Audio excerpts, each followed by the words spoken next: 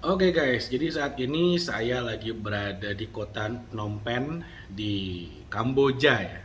Dan di sini saya lagi mengikuti sebuah acara yaitu End of Year atau New Year Convention yang diadakan oleh JCI Kamboja atau Junior Chamber Internasional untuk negara Kamboja. Jadi JCI itu adalah sebuah komunitas internasional, kepemudaan ya, internasional yang tujuannya adalah mencetak future leaders karena kita adalah pemuda sampai dengan usia 40 tahun kalau mau jadi member ya.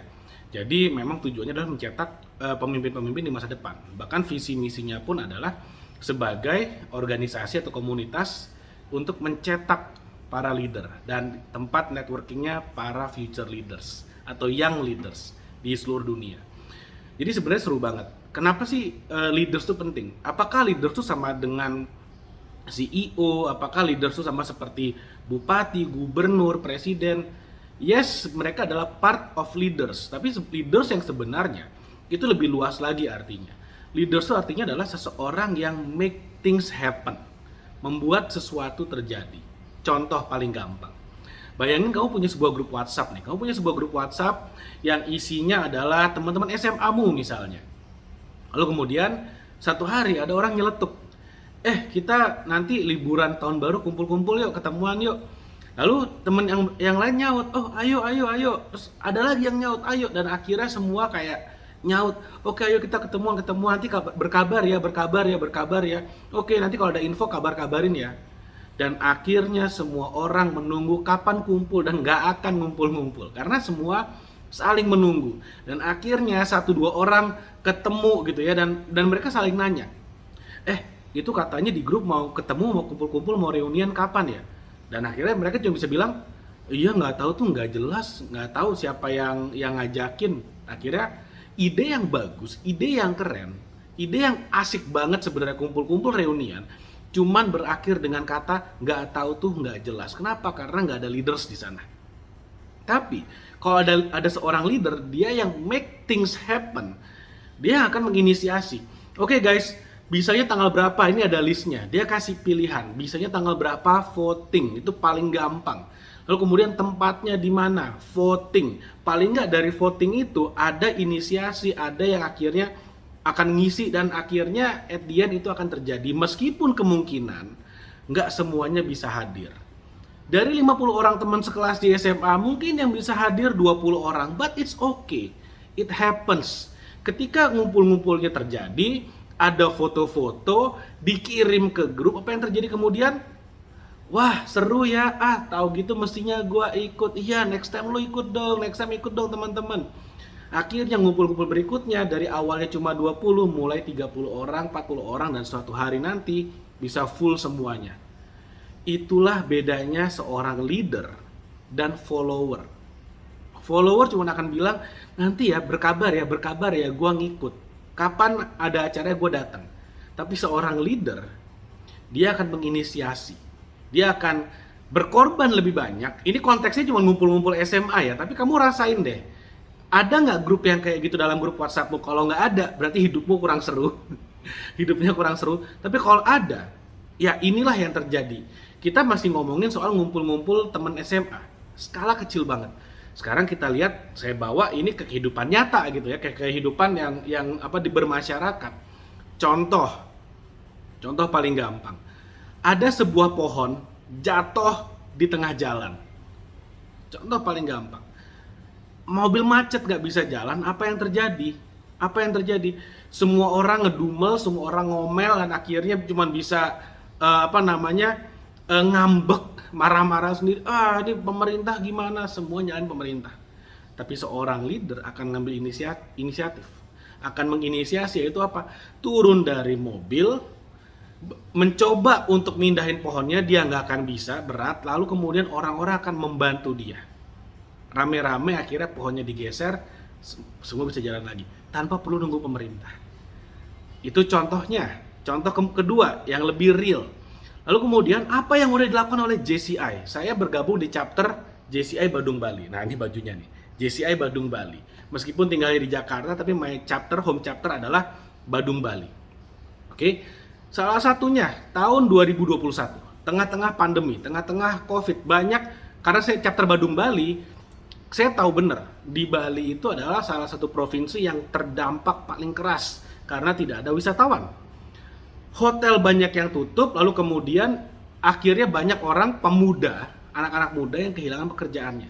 Apa yang kita lakukan? Kita bekerja sama dengan satu orang petani yang sangat sukses di Bali, yang menyuplai salad ke seluruh McDonald, KFC, Salad Stop, Burger King seluruh Indonesia. Kita kerjasama membuat satu program yang namanya PHK.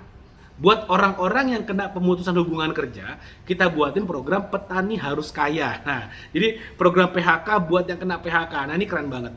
Jadi anak-anak muda di seluruh Bali itu kita berikan lahan gratis, kita berikan pupuk, kita berikan bibit untuk mereka menanam, berkebun, menanam gitu ya.